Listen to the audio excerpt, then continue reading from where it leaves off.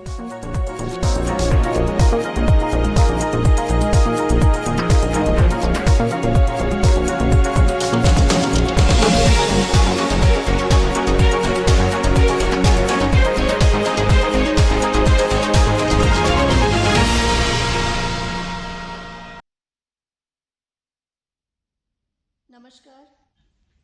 परम आदरणीय प्रधानमंत्री जी, देश के युवाओं के लिए निरंतर नए रोजगारों का सृजन सदैव ही सरकार की सर्वोच्च प्राथमिकता रही है।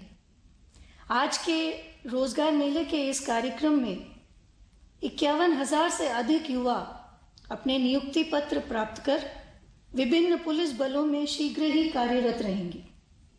इस कार्यक्रम को प्रारंभ करने के लिए मैं सर्वप्रथम माननीय राज्य मंत्री डॉक्टर जितेंद्र सिंह जी से स्वागत संबोधन के लिए अनुरोध करती हूँ। परम आदरणीय प्रधानमंत्री जी, रोजगार मेला का ये 8वां अंक लेकर के हम आज आपके सामने उपस्थित हैं। आपने देशवासियों से 10 लाख सरकारी नौकरियां देने का वादा किया था। उसी क्रम को आगे बढ़ाते हुए, जैसे कि अभी बताया गया, आपके द्वारा बटन दबाते ही 91,000 से अधिक नियुक्ति पत्र जारी कर दिए जाएंगे। ये नियुक्ति पत्र प्राप्त करने वाले उम्मीदवार देश के भिन्न भिन्न राज्यों एवं केंद्र शासित प्रदेशों में फैले हुए हैं और आज की नियुक्तियां अधिकतर पुलिस बलों में की जा रही है। साथ ही साथ नियुक्ति पत्र प्राप्त करने वालों को मिशन कर्मयोगी प्रारंभ की सुविधा भी उपलब्ध करवाई जाएगी ताकि वो अपने नए दायित्व को ग्रहण करते हुए अपने आप को उसके लिए शिक्षित प्रशिक्षित कर सके। प्रधानमंत्री जी, आपके कार्यकाल की एक बहुत बड़ी विशेषता ये रही है कि जहां बड़ी भारी संख्या में सरकारी नौकरियां उपलब्ध करवाई गई, वहां साथ ही साथ आपने देशवासियों में ये जागरूकता भी पैदा की कि रोजगार का अर्थ केवल सरकारी नौकरी ही नहीं। आपने स्टार्टअप की मुहिम को बल दिया। देखते ही देखते 350-400 से बढ़ करके स्टार्टअप्स की संख्या 1.25 लाख तक पहुंचने लगी। आपने अंतरिक्ष के सेक्टर को पब्लिक प्राइवेट पार्टिसिपेशन के लिए खोल दिया। देखते ही देखते स्पेस स्टार्टअप्स की संख्या मात्र 4 से बढ़कर के 150 तक पहुंच गई और भारत का चंद्रयान चांद पर पहुंच गया। आपने बेरोजगारों के लिए मुद्रा योजना जैसे प्रावधान लाए ताकि नौजवान सरल लोन लेकर के अपना काम धंधा स्वयं शुरू कर सके। आपने वेंडर्स के लिए प्रधानमंत्री स्वनिधि योजना लाई। इस प्रकार से अनेकों प्रावधान आपके द्वारा लाए गए।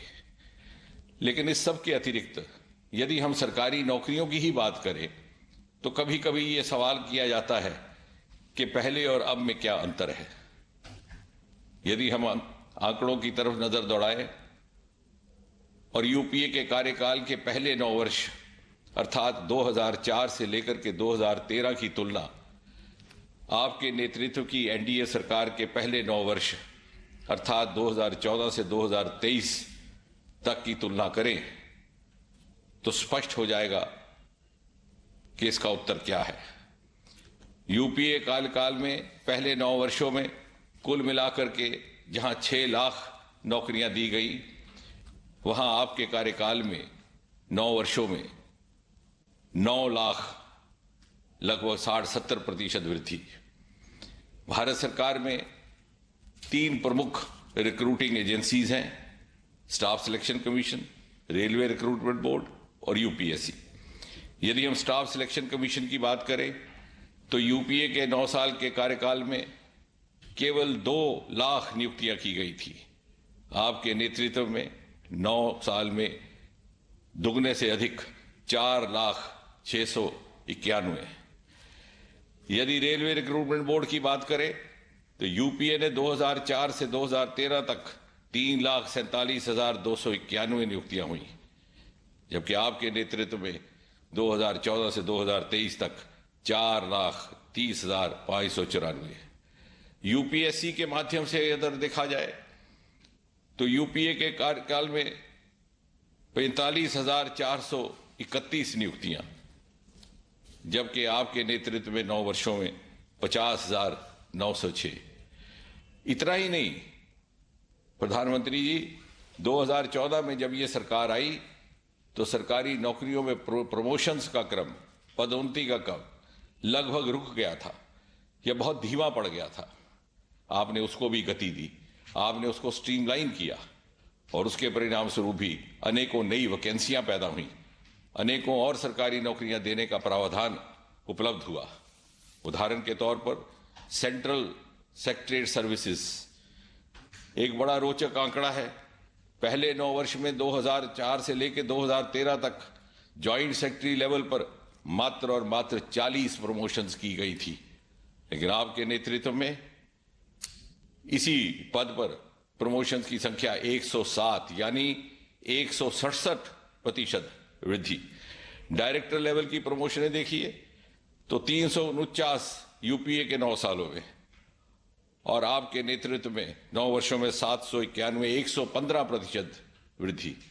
नीचे के पद एएसओ को देखिए तो यूपीए के 9 वर्षों में 3,119 प्रमोशंस और आपके नेतृत्व में 9 वर्षों में 4,461 यानी 43% वृद्धि।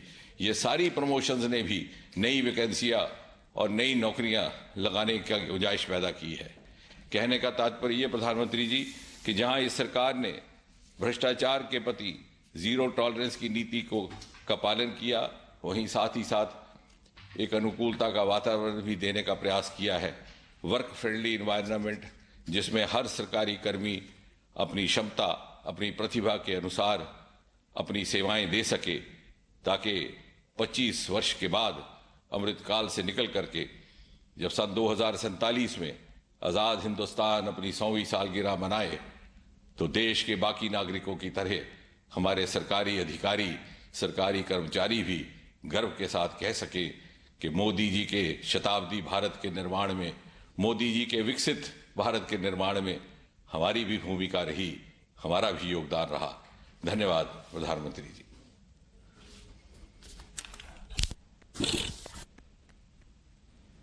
धन्यवाद माननीय मंत्री जी।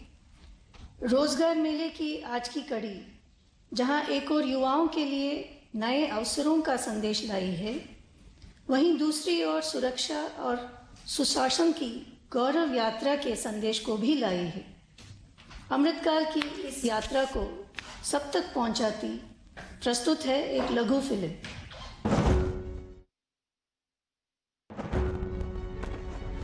भारत दुनिया की सबसे तेजी से बढ़ती इकोनॉमी, भारत दुनिया का सबसे युवा देश। आज भारत के यशस्वी प्रधानमंत्री श्री नरेंद्र मोदी के कुशल नेतृत्व में तेजी से आगे बढ़ रहा है।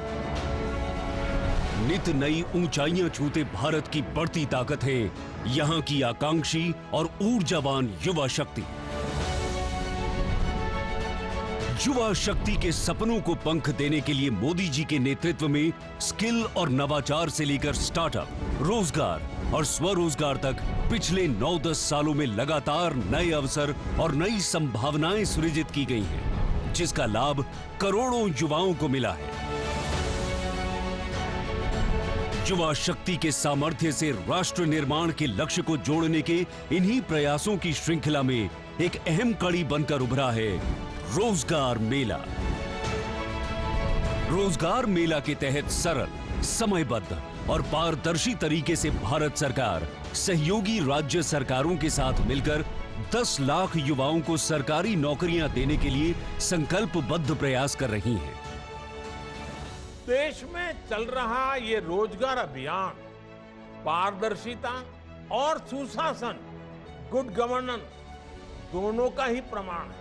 बीते वर्षों में जिस तरह बड़े पैमाने पर युवाओं को सरकारी नौकरी दी गई है, यह अभियान भी अपने आप में अभूतपूर्व है। अब तक 5 लाख से अधिक युवा कर्मयोगी रोजगार मेला के तहत सरकारी नौकरी पाकर भारत को विकसित भारत बनाने के संकल्प को मजबूती दे रहे हैं। राष्ट्र निर्माण का अहम हिस्सा है सुरक्षा। आगे बढ़ते भारत की बढ़ती सुरक्षा आवश्यकताओं को ध्यान में रखते हुए प्रधानमंत्री नरेंद्र मोदी जी ने हमारे आर्म्ड फोर्सेस को आधुनिक बनाने के लिए समग्र और सतत कदम उठाए हैं। साथ ही विभिन्न स्तरों पर पदों को तेजी से भरने पर भी बल दिया गया है। इसी कड़ी में आज रोजगार मेले में 51,000 से अधिक युवाओं को विभिन्न केंद्रीय सशस्त्र पुलिस बलों में नियुक्ति पत्र दिए जा रहे हैं। ये सभी युवा अमृत काल के भारत की मजबूत सुरक्षा सुनिश्चित करने में अपना योगदान देंगे और अपनी ऊर्जा, उत्साह, सेवा और समर्पण से राष्ट्र निर्माण के संकल्पों को सिद्ध करेंगे। भारत की जहां आज सोच पॉजिटिव है और विकास के लिए अभूतपूर्व उत्साह, और जिसके युवा टैलेंट पर पूरी दुनिया की नजर है, वहां रोजगार मेला जैसे कदम युवा सपनों को सच करने और उनको नेशन फर्स्ट के विजन से जोड़ने का एक सशक्त माध्यम बना है।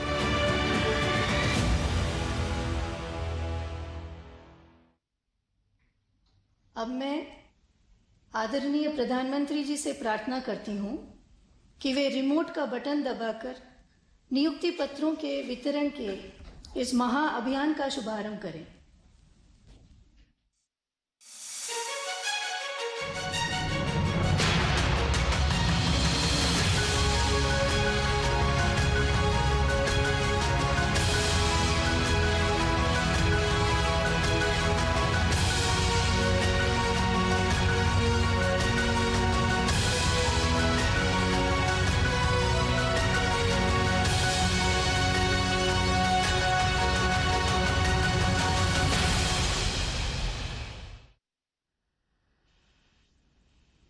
मैं आदरणीय प्रधानमंत्री जी से निवेदन करती हूं कि रोजगार मेले के इस अवसर पर अपने आशीर्वचनों से हम सभी का तथा राष्ट्र की युवा महाशक्ति का पथ प्रदर्शन करें।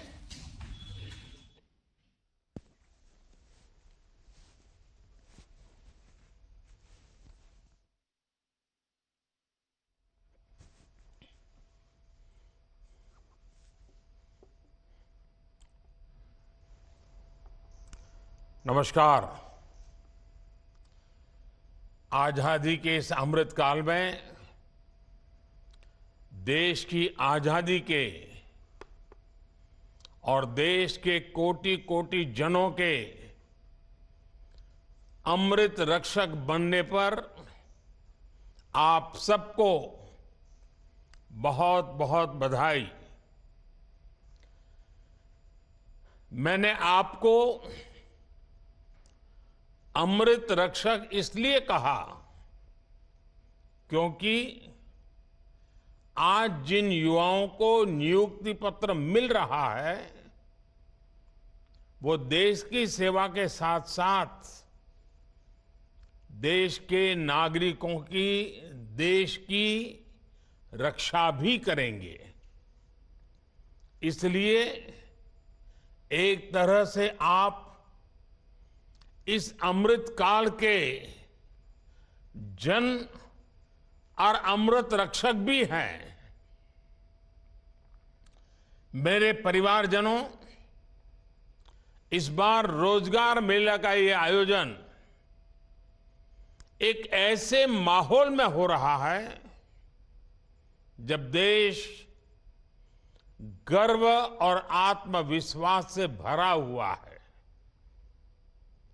हमारा चंद्रयान और उसका रोवर प्रज्ञान लगातार चंद्रमा से ऐतिहासिक तस्वीरें भेज रहा है। गर्व से भरे इस क्षण और ऐसे समय में आप अपने जीवन की सबसे महत्वपूर्ण यात्रा शुरू करने जा रहे हैं। मैं सभी सफल अभ्यर्थियों और उनके परिवारजनों को अनेक अनेक शुभकामनाएं देता हूं। साथियों, सेना में आकर सुरक्षा बलों के साथ जुड़कर पुलिस सेवा में आकर हर युवा उसका सपना होता है कि वो देश की रक्षा का प्रहरी बने, और इसलिए आप पर बहुत बड़ा दायित्व होता है। इसलिए आपकी जरूरतों के प्रति भी हमारी सरकार बहुत गंभीर रही है। बीते कुछ वर्षों में अर्धसैनिक बलों की भर्ती प्रक्रिया में हमने कई बड़े बदलाव किए हैं। आवेदन से लेकर चयन तक की प्रक्रिया में तेजी लाई गई है। अर्धसैनिक बलों में भर्ती के लिए होने वाली परीक्षा अब 13 स्थानीय भाषाओं में भी कराई जा रही है। पहली ऐसी परीक्षा में सिर्फ हिंदी या अंग्रेजी चुनने का ही विकल्प होता था। अब मातृभाषा का मान बढ़ा है। इस बदलाव से लाखों युवाओं के लिए रोजगार पाने के रास्ते खुल गए हैं। पिछले वर्ष भी छत्तीसगढ़ के नक्सल प्रभावित जिलों में सैकड़ों आदिवासी युवकों की नियुक्ति की गई थी। इन्हें नियमों में छूट देकर सुरक्षा बल में भर्ती पाने का अवसर दिया गया, ताकि विकास की मुख्य धारा से जुड़े रहें। इसी तरह बॉर्डर डिस्ट्रिक्ट और उग्रवाद प्रभावित जिलों के युवाओं के लिए कांस्टेबल भर्ती परीक्षा में कोटा बढ़ाया गया है। सरकार के प्रयासों से अर्धसैनिक बलों को लगातार मजबूती मिल रही है। साथियों, देश का विकास सुनिश्चित करने में आपके दायित्व की महत्वपूर्ण भूमिका है। सुरक्षा का वातावरण, कानून का राज विकास की रफ्तार को तेज कर देता है। आप यूपी का उदाहरण ले सकते हैं। कभी यूपी विकास के मामले में बहुत पीछे था और अपराध के मामले में बहुत आगे, लेकिन अब कानून का राज स्थापित होने से यूपी विकास की नई ऊंचाई छू रहा है। कभी गुंडों माफिया की दहशत में रहने वाले उत्तर प्रदेश में आज भयमुक्त समाज की स्थापना हो रही है। कानून व्यवस्था का ऐसा शासन लोगों में विश्वास पैदा करता है, और जब अपराध कम हुआ है तो यूपी में निवेश भी बढ़ रहा है, इन्वेस्टमेंट आ रहा है। इसके उलट हम ये भी देखते हैं कि जिन राज्यों में अपराध चरम पर है, वहां निवेश भी उतना ही कम हो रहा है। सारे रोजी रोटी के सारे काम ठप पड़ जाते हैं। मेरे परिवारजनों, आजकल आप लगातार पढ़ते भी हैं और देखते भी हैं कि भारत दुनिया की सबसे तेजी से बढ़ती हुई अर्थव्यवस्था है। भारत इस दशक में टॉप 3 अर्थव्यवस्था में शामिल हो जाएगा। और ये गारंटी जब मैं आपको देता हूं ना, बड़ी जिम्मेवारी के साथ मेरे देशवासी, मेरे परिवारजनों को ये मोदी गारंटी देता है। लेकिन जब आप ये पढ़ते हैं तो एक सवाल आपके मन में जरूर आता होगा कि इसका देश के सामान्य नागरिक पर क्या असर होगा। और ये सवाल बहुत स्वाभाविक भी है। साथियों, किसी भी अर्थव्यवस्था को आगे बढ़ने के लिए ये जरूरी है कि देश के हर सेक्टर का विकास हो। फूड सेक्टर से लेकर के फार्मा तक, स्पेस से लेकर के स्टार्टअप तक, जब हर सेक्टर आगे बढ़ेगा तो अर्थव्यवस्था भी आगे बढ़ेगी। आप फार्मा इंडस्ट्री का उदाहरण ले लीजिए। महामारी के समय भारत के फार्मा इंडस्ट्री की बहुत सराहना की गई। आज ये इंडस्ट्री 4 लाख करोड़ रुपए से ज्यादा की है और कहा यह जा रहा है कि 2030 तक भारत की फार्मा इंडस्ट्री करीब 10 लाख करोड़ रुपए की हो जाएगी। अब ये फार्मा इंडस्ट्री आगे बढ़ेगी तो इसका क्या मतलब हुआ? इसका मतलब ये हुआ कि इस दशक में फार्मा इंडस्ट्री को आज की तुलना में कई गुना ज्यादा युवाओं की जरूरत पड़ेगी। रोजगार के अनेक नए अवसर आएंगे। साथियों, आज देश में ऑटोमोबाइल और ऑटो कंपोनेंट्स, इस इंडस्ट्री में भी बहुत तेजी से बढ़त देखने को मिल रही है। फिलहाल ये दोनों इंडस्ट्री 12 लाख करोड़ रुपए से ज्यादा की है। आने वाले वर्षों में इसके और बढ़ने की उम्मीद है। इस ग्रोथ को संभालने के लिए ऑटोमोबाइल इंडस्ट्री को भी बहुत सारे संख्या में नए युवकों की जरूरत होगी, नए लोगों की जरूरत पड़ेगी, रोजगार के अनगिनत अवसर बनेंगे।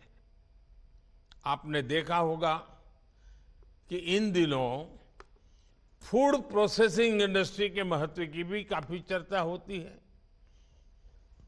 भारत का फूड प्रोसेसिंग मार्केट पिछले साल करीब 26 लाख करोड़ रुपए का था। अब अगले 3-3.5 साल में ये सेक्टर करीब 35 लाख करोड़ रुपए का हो जाएगा। यानी जितना विस्तार होगा उतने अधिक युवकों की जरूरत पड़ेगी, उतने नए रोजगार के मौके खुल जाएंगे। साथियों, भारत में आज इंफ्रास्ट्रक्चर का तेजी से विकास हो रहा है। पिछले 9 साल में केंद्र सरकार ने 30 लाख करोड़ रुपए से ज्यादा इंफ्रास्ट्रक्चर पर खर्च किए हैं। इससे देश भर में कनेक्टिविटी का विस्तार तो हो ही रहा है। इसने पर्यटन और हॉस्पिटैलिटी सेक्टर में नई संभावनाओं को जन्म दिया है और नई संभावनाओं का सीधा मतलब है कि ज्यादा से ज्यादा रोजगार के मौके बनते जा रहे हैं। साथियों, 2030 तक हमारी अर्थव्यवस्था में टूरिज्म सेक्टर का योगदान 20 लाख करोड़ रुपए से भी ज्यादा होने का अनुमान है। माना जा रहा है कि अकेले इस इंडस्ट्री से 13 से 14 करोड़ लोगों को नए रोजगार की संभावना बढ़ने वाली है। इन सारे उदाहरणों से आप समझ कर सकते हैं कि भारत का विकास सिर्फ नंबर की रेस नहीं है। इस विकास का भारत के हर नागरिक के जीवन पर प्रभाव पड़ेगा। इसका मतलब है कि बड़ी संख्या में रोजगार के अवसर तैयार हो रहे हैं और इससे आय में बढ़ोतरी और क्वालिटी ऑफ लाइफ सुनिश्चित हो रही है। हम परिवार में भी देखते हैं ना, अगर हम किसान हैं, अच्छी फसल हुई, ज्यादा फसल हुई, अच्छे दाम मिले तो घर के अंदर कैसे रौनक आ जाती है। कपड़े नए आते हैं, बाहर जाने का मन करता है, नई चीजें खरीदने का मन करता है। घर की अगर आय बढ़ी तो घर के लोगों के जीवन में भी बदलाव आता है। जैसे परिवार में है ना, देश में भी वैसा ही है। जैसे देश की आय बढ़ती है, देश की ताकत बढ़ती है, देश में संपत्ति बढ़ती है, तो देश के नागरिकों का जीवन संपन्न बनना शुरू हो जाता है। साथियों, पिछले 9 वर्षों के हमारे प्रयासों से परिवर्तन का एक और नया दौर दिखने लगा है। पिछले साल भारत ने रिकॉर्ड एक्सपोर्ट किया। ये संकेत है कि दुनिया भर के बाजारों में भारतीय सामानों की डिमांड लगातार बढ़ रही है। इसका मतलब है कि हमारा प्रोडक्शन भी बढ़ा है और प्रोडक्शन के लिए जो नए नौजवान लगे उसके कारण रोजगार भी बढ़ा है और स्वाभाविक है इसके कारण परिवार की आय भी बढ़ रही है। आज भारत दुनिया का दूसरा सबसे बड़ा मोबाइल फोन निर्माता देश है। देश में मोबाइल फोन की डिमांड भी लगातार बढ़ रही है। सरकार के प्रयासों ने मोबाइल मैन्युफैक्चरिंग को भी कई गुना बढ़ा दिया है। अब देश मोबाइल से आगे बढ़कर दूसरे इलेक्ट्रॉनिक गैजेट्स पर भी फोकस कर रहा है। आईटी हार्डवेयर प्रोडक्शन के लिए क्षेत्र में हम वैसी ही सफलता दोहराने वाले हैं जैसी मोबाइल के क्षेत्र में हासिल की है। वो दिन दूर नहीं होगा जब मोबाइल की तरह ही भारत में बने एक से बढ़कर एक लैपटॉप, टैबलेट और पर्सनल कंप्यूटर दुनिया में हमारी शान बढ़ाएंगे। वोकल फॉर लोकल के मंत्र पर चलते हुए भारत सरकार भी made in India laptop, computer जैसे अनेक प्रोडक्ट्स खरीदने पर जोर दे रही है। इससे मैन्युफैक्चरिंग भी बढ़ी है और युवाओं के लिए रोजगार के नए मौके भी बन रहे हैं। इसलिए मैं फिर कहूंगा, अर्थव्यवस्था के इस पूरे चक्र को संभालने की, इसे सुरक्षा देने की बहुत बड़ी जिम्मेदारी आप सभी, जब ये सुरक्षा कर्मी के रूप में आपका जीवन आरंभ हो रहा है, आपका कार्य आरंभ हो रहा है, तो कितनी जिम्मेवारी आपके सर पर है इसका आप भली भांति अंदाज लगा सकते हैं। मेरे परिवारजनों, 9 साल पहले आज के ही दिन प्रधानमंत्री जन धन योजना लॉन्च की गई थी। इस योजना ने गांव और गरीब के आर्थिक सशक्तिकरण के साथ ही रोजगार निर्माण में भी बहुत बड़ी भूमिका निभाई है। 9 साल पहले देश में बहुत बड़ी संख्या में लोगों के पास बैंक खाता ही नहीं था। बेचारों ने बैंक का दरवाजा नहीं देखा था। लेकिन जनधन योजना के कारण बीते 9 वर्षों में 50 करोड़ से ज्यादा नए बैंक खाते खोल चुके हैं। इस योजना से गांव गरीब तक सरकारी लाभ सीधे पहुंचाने में तो मदद मिली ही है, और साथ ही महिलाओं, दलितों, पिछड़ों, आदिवासियों के रोजगार और स्वरोजगार को इससे बहुत बल मिला है। जब गांव-गांव में बैंक खाते खुले तो इसके लिए बैंकिंग कॉरेस्पोंडेंट्स के रूप में, बैंक मित्र के रूप में लाखों युवाओं को अवसर मिले। बैंक मित्र हो, बैंक सखी हो, इसके रूप में हमारे हजारों बेटे बेटियों को रोजगार मिला।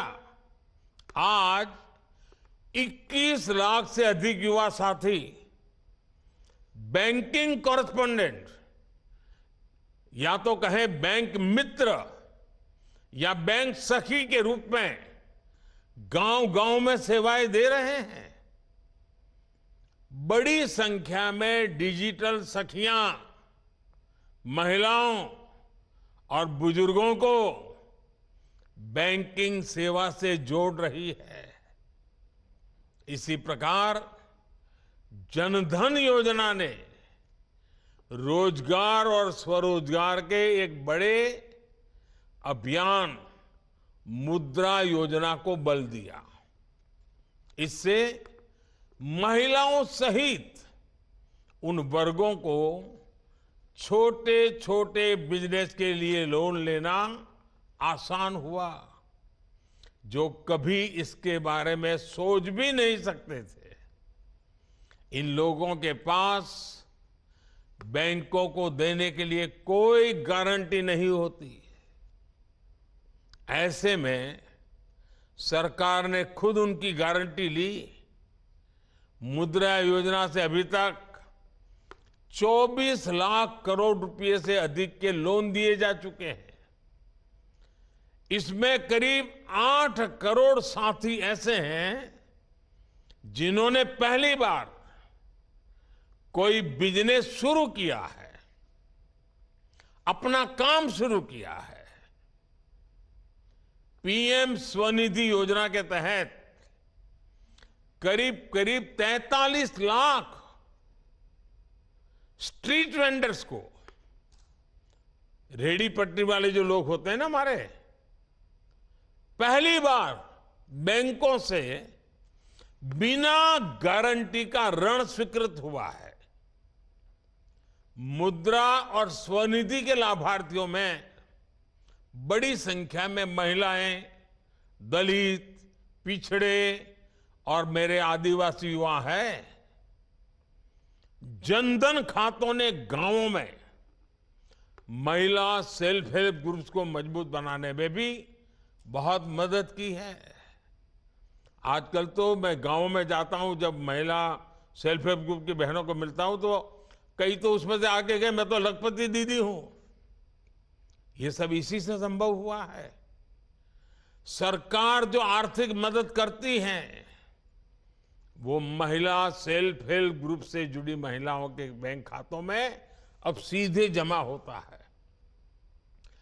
जनधन योजना ने देश में सामाजिक और आर्थिक परिवर्तन को गति देने में जो भूमिका निभाई है वो वाकई हमारी बड़ी बड़ी यूनिवर्सिटीज के लिए अध्ययन का विषय है। साथियों, अब तक रोजगार मेले के अनेक आयोजनों में लाखों युवाओं को मैं संबोधित कर चुका हूं। उन युवाओं को पब्लिक सर्विस या अन्य क्षेत्रों में रोजगार मिला है। गवर्नमेंट और गवर्नेंस में बदलाव लाने के मिशन में आप सभी युवा मेरी सबसे बड़ी ताकत है। आप सभी उस पीढ़ी से आते हैं जहां सब कुछ बस एक क्लिक पर मिल जाता है। इसलिए आप समझ सकते हैं कि लोग हर सर्विस की तेज डिलीवरी चाहते हैं। आप अच्छी तरह जानते हैं कि आज की पीढ़ी समस्याओं का टुकड़ों में समाधान नहीं चाहती, उन्हें स्थायी समाधान चाहिए। इसलिए पब्लिक सर्वेंट्स होने के नाते आपको ऐसे फैसले लेने होंगे, ऐसी जिम्मेवारियां निभानी होगी, हर पल ऐसे तैयार रहना होगा जो लंबे समय तक लोगों के लिए फायदेमंद हो। आप जिस पीढ़ी से संबंध रखते हैं वो कुछ हासिल करने का इरादा रखती है। ये पीढ़ी किसी का फेवर नहीं चाहती, वो बस ये चाहती है कि कोई उनके रास्ते का रोड़ा ना बने। इसलिए पब्लिक सर्वेंट्स के तौर पर आपके लिए ये समझना बहुत आवश्यक है कि सरकार जनता की आकांक्षाओं को पूरा करने के लिए हमेशा जनता की सेवा के लिए है। आप ये समझते हुए काम करेंगे तो कानून व्यवस्था को बनाए रखने में भी आपको बहुत मदद मिलेगी। साथियों, अर्धसैनिक बलों में अपनी महत्वपूर्ण जिम्मेदारी को पूरा करने के साथ साथ आप सीखते रहने की प्रवृत्ति को भी बनाए रखें। आप जैसे कर्मयोगियों के लिए आई गॉट कर्मयोगी पोर्टल पर 600 से ज्यादा अलग अलग कोर्सेज उपलब्ध है, सर्टिफिकेट कोर्सेज है। 20 लाख से ज्यादा सरकारी कर्मचारियों ने इस पोर्टल पर रजिस्ट्रेशन कराया है। वो ऑनलाइन पढ़ाई कर रहे हैं, परीक्षाएं दे रहे हैं। मेरा आग्रह है कि आप सब भी इस पोर्टल से पहले दिन से ही जुड़ जाइए और पहले दिन से तय कीजिए मैं ज्यादा से ज्यादा कोर्सेज करूं, ज्यादा से ज्यादा सर्टिफिकेट कोर्स करूं, ज्यादा से ज्यादा सर्टिफिकेट प्राप्त करूं। और आप देखिए, जो सीखेंगे, जानेंगे, समझेंगे, वो सिर्फ एग्जाम के लिए नहीं है, आपके जीवन में उत्तम से उत्तम ड्यूटी करने के लिए है। एक श्रेष्ठ अफसर बनने का सामर्थ्य उसमें पड़ा हुआ है। साथियों, आपका क्षेत्र यूनिफॉर्म की दुनिया का है। मैं आप सबसे आग्रह करूंगा, फिजिकल फिटनेस में जरा भी कॉम्प्रोमाइज मत कीजिए, क्योंकि आपका काम समय के बंधनों में बंधा हुआ नहीं होता है। मौसम का हर मार आपको झेलना पड़ता है। फिजिकल फिटनेस ये आपके विभाग में काम करने वालों के लिए बहुत जरूरी है। फिजिकल फिटनेस से ही आधा काम तो यूं ही हो जाता है। अगर आपके ढंग से आप खड़े हैं तो कानून व्यवस्था संभालने में कुछ करना नहीं पड़ता है, खड़ा रहना ही काफी हो जाता है।